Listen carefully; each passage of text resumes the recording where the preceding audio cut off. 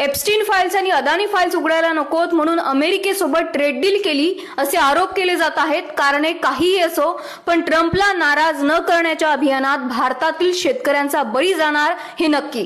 अमेरिकेसोबत झालेला हा करार कमी आणि ब्लॅकमेलिंग जास्त वाटत आहे. भारतावर लागलेला 50% टॅरिफ आता 18% करण्यात आला, जो पहिले 2 ते 3% होता, आणि अमेरिकेतून भारतात येणाऱ्या सामानांवर 0% टॅरिफ लागेल. आजपर्यंत इतर देशांसोबत झालेल्या ट्रेड डील मध्ये भारतीय शेतकऱ्यांना कधी सोडण्यात आलं नव्हतं, पण आता अमेरिकेतील शेतकऱ्यांसाठी भारतीय मार्केट खुले केले जाणार आहे. अमेरिकेतील शेतकऱ्यांचा मका, कापूस, काजू, डेअरी प्रोडक्ट्स, इथेनॉल सर्व काही आयात केले जाईल आणि तेही 0 आयात शुल्कात. तंत्रज्ञानाची जोड असलेला अमेरिकन शेतकरी निसर्गावर अवलंबून असलेल्या भारतीय शेतकऱ्याला शर्यतीत उभे सुद्धा राहू देणार नाही.